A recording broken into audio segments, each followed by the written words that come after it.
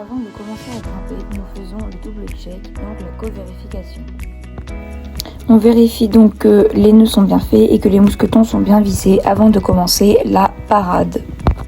Je parade mon grimpeur pour l'aider à bien tomber si jamais il fait une chute avant d'arriver au premier point et de clipper la première dégaine de la corde. C'est donc une mesure de sécurité. Après avoir clippé la première dégaine, le grimpeur me dit clipper et à ce moment-là, je me prépare à ravaler la corde, donc à ravaler le mou. En attendant, j'attends toujours que mon grimpeur clippe la corde dans la dégaine et là, je ravale le mou.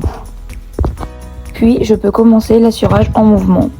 C'est-à-dire que lorsque mon grimpeur demande du mou, j'avance pour lui en donner plus vite et quand il faut prendre sec rapidement, je recule. Cela permet d'être plus efficace dans mon assurage. On peut donc voir ici que je me rapproche du mur pour donner plus rapidement de la corde à mon grimpeur afin qu'il clippe la corde dans la seconde dégaine. Puis je me recule pour le reprendre sec. Il faut faire attention à ce que la corde soit toujours tendue mais pas trop pour ne pas attirer mon grimpeur vers le bas.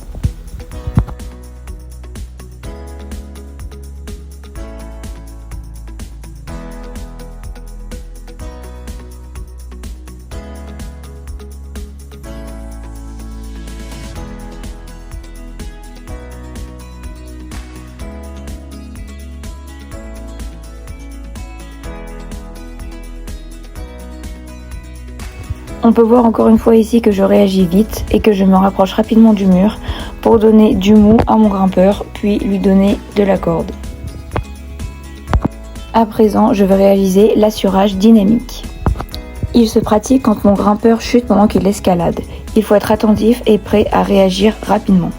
Comme on l'a vu, lors de la chute, j'ai mis mon pied contre le mur afin de mieux réceptionner la chute du grimpeur et de ne pas être attiré vers le mur et vers l'avant.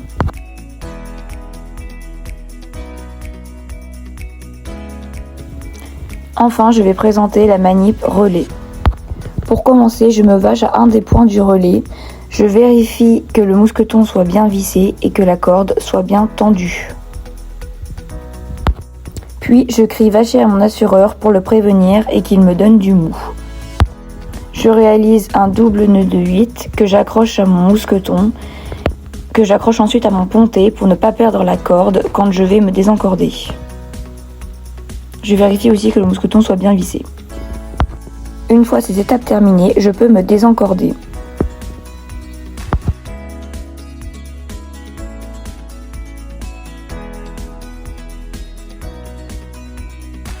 Et je fais passer le bout de la corde dans l'anneau du relais de l'intérieur du mur vers moi. Je refais le nœud de 8, me réencorde et refais mon nœud d'arrêt.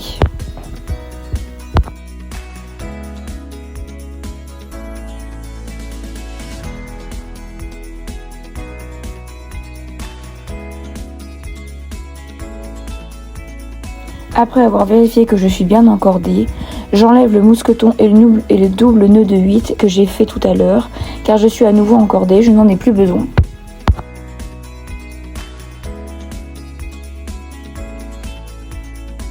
Puis je dis à mon assureur de me tenir sec et je me rapproche de la paroi pour mettre ma corde de vache molle, pour vérifier si je suis bien encordée et assurée.